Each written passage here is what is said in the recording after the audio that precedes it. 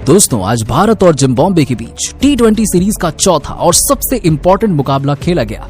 इस मैच में तो रोमांच की सारी हदें ही पार हो गई, जहां अभिषेक शर्मा और यशस्वी जायसवाल ने तो अपनी भयंकर बल्लेबाजी से जिम्बाब्वे को खून के आंसू रुलाए, तो अंत में रिंकू सिंह ने 8 गेंद पर लगातार पूरे जिम्बाब्वे में हाहाकार मचाकर रख दिया।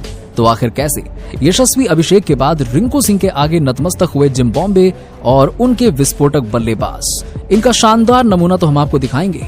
और दिल दहला देने वाले इस रोमांचक मुकाबले की पूरी हाईलाइट देखने के लिए आप हमारे साथ बने रहिए। और साथ ही साथ आपको क्या लगता है कि यशस्वी, रिंकू और जायसवाल में कौन T20 का सबसे खूंखार बल्लेबाज है? अपनी कीमती राय नीचे कमेंट सेक्शन में जरूर बताइए। दोस्तों, जैसा कि आप सभी जानते हैं कि भारत और जिम्बाब्वे के बीच 5 मैचों की T20 सीरीज खेली जा रही है, जिसका चौथा मुकाबला आज हरारे स्पोर्ट्स क्लब स्टेडियम पर शुरू हुआ, जहां टीम इंडिया इस मैच को जीतकर सीरीज अपने नाम करना चाहती थी। वहां इस मैदान पर जिम्बाब्वे टीम के कप्तान सिकंदर रजा ने टॉस जीतकर पहले गेंदबाजी करने का फैसला किया और टीम इंडिया को पहले बल्लेबाजी करने के लिए आमंत्रित किया, जिसके बाद भारत की टीम पहले बल्लेबाजी करने के लिए मैदान में आई।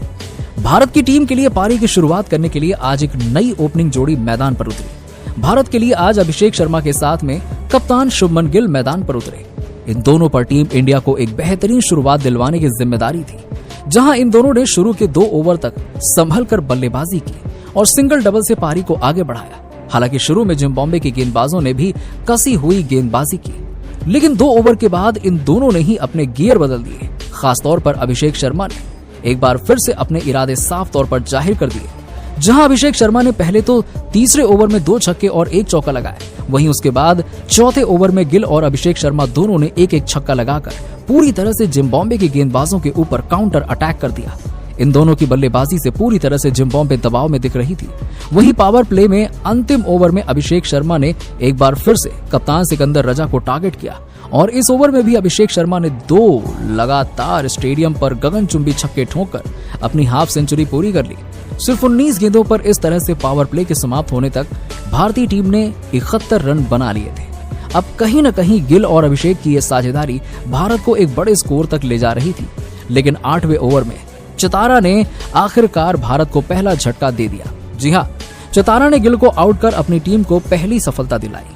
आपको बता दें कि कप्तान ने भारत के लिए 15 गेंदों पर 23 रन की पारी खेली, जिसके बाद में बल्लेबाजी करने उतरे विस्फोटक यशस्वी जायसवाल, जहां उन्होंने जरूर आते ही कुछ बेहतरीन टाइमिंग भरे शॉट लगाए और 9वें ओवर में टीम के स्कोर को 100 रन के पार पहुंचा दिया। आज तो जायसवाल भी काफी अच्छी लय में दिख रहे थे और कड़क शॉट खेल रहे थे। फैंस भी भारत की बल्लेबाजी का पूरा फायदा उठा रहे थे और इस तरह से 10 ओवर की समाप्ति तक इंडिया ने 108 रन बना लिए। और इसके बाद में कुछ ऐसा हुआ जो किसी भी भारतीय ने सोचा नहीं था।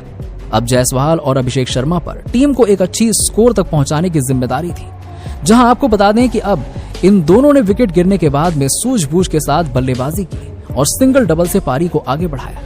हालांकि 15वें ओवर में जरूर एक बार फिर से अभिषेक शर्मा ने अपने हाथ खोले और इस ओवर में अभिषेक शर्मा के बल्ले से एक बार फिर से 1 चौका और 2 ताबड़तोड़ छक्के देखने को मिले। अब अभिषेक शर्मा एक बार फिर से अपने शतक की ओर तेजी से बढ़ रहे थे। वहीं 15वें ओवर की समाप्ति तक इंडिया का स्कोर भी 154 रन पहुंच गया था, लेकिन 16वें ओवर में आखिरकार इंडिया को बड़ा झटका लग ही गया। इस ओवर में अभिषेक शर्मा बड़ा शॉट खेलने के चक्कर में शिकार बन गए। और आपको बता दें कि अभिषेक शर्मा ने इंडिया के लिए 48 गेंदों में 92 रनों की शानदार पारी खेली, जहां इस पारी में अभिषेक शर्मा के बल्ले से 7 और 5 चौके निकले। उसके बाद में खतरनाक लग रहे यशस्वी जायसवाल का साथ देने के लिए मैच फिनिशर रिंकू सिंह मैदान पर उतरे। इनको बखूबी पता था कि इनको लास्ट में कैसे बल्लेबाजी करनी है। आपको बता दें कि आते ही रिंकू ने दूसरी ही गेंद पर एक गगनचुंबी छक्का जड़ दिया और अपना इंटेंट साफ जाहिर कर दिया, जिसके बाद यशस्वी जायसवाल ने भी अपने हाथ खोलते हुए और 17वें ओवर में यशस्वी के बल्ले से 3 टाइमिंग भरे चौके निकले।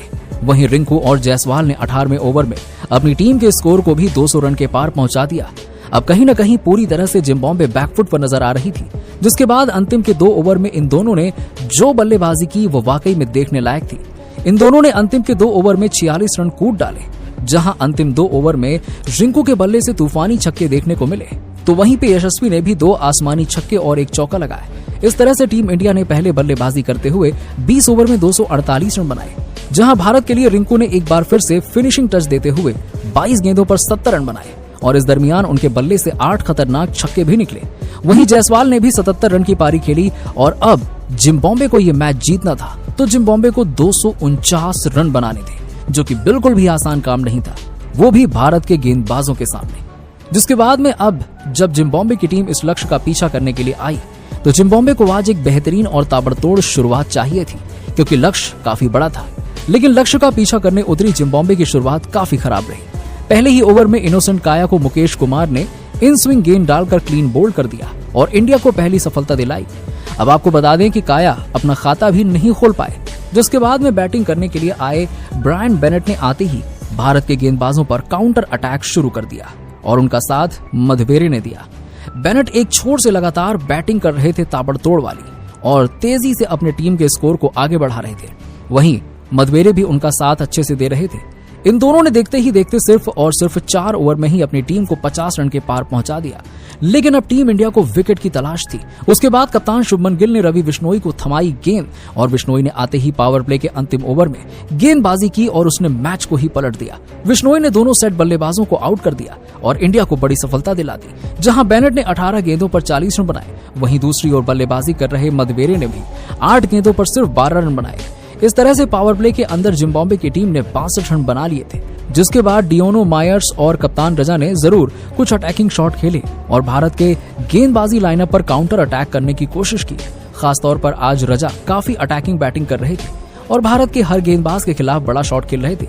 हालांकि इंडिया के पास में काफी रन थे। रजा और मायर्स ने 10 ओवर तक जिम्बाब्वे की टीम को 100 रन के पार भी पहुंचा दिया।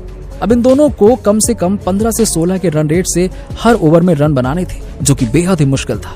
जहां 10 ओवर के बाद में बड़े शॉट खेलने के चक्कर में जिम्बाब्वे के बल्लेबाज लगातार अंतराल पर भारत के गेंदबाजों के जाल में फंसते चले गए। खासतौर पर रवि बिश्नोई और सुंदर ने जिम्बाब्वे की लगभग पूरी टीम को समेट दिया। जहां आपको बता दें कि पहले तो 13वें ओवर में बिश्नोई ने 2 झटके दिए। जिम्बाब्वे को बिश्नोई ने रजा को 30 रन के निजी स्कोर पर आउट कर दिया और इसी ओवर में मायर्स को भी 13 रन के स्कोर पर LBW कर दिया। जिसके बाद 15वें ओवर में सुंदर ने 2 झटके और जिम्बाब्वे को दे दिए। जहां आपको बता दें कि सुंदर ने कैंपवेल और मंडाडे को आउट किया। दोनों ने अपनी टीम के लिए 8-8 रन बनाए थे। हालांकि इसके बाद में अंतिम के ओवर में जरूर जंगवे ने भारत के गेंदबाजों के खिलाफ बड़े बड़े हिट लगाए, लेकिन वो अपनी टीम को सिर्फ 175 रन तक ही पहुंचा सके और भारत की टीम ने यह मैच बड़ी ही आसानी से एक तरफा अंदाज में जीत लिया। आपको बता दें कि यह सिर्फ एक प्रैक्टिस मैच था। बाकी रियल मैच यानी कि चौथा T20 मुकाबला 13 तारीख को खेला जाएगा, जिसे आप बिल्कुल मिस नहीं करना चाहेंगे। लेकिन दोस्तों, अब आपको क्या लगता है कि चौथे T20 मैच में टीम इंडिया जीत हासिल कर पाएगी या फिर नहीं? अपनी कीमती राय नीचे हमें कमेंट सेक्शन में जरूर बताइएगा। ऐसे ही शानदार खबरों के लिए हमारे इस वीडियो को लाइक करें और चैनल को सब्सक्राइब करना ना भूलें।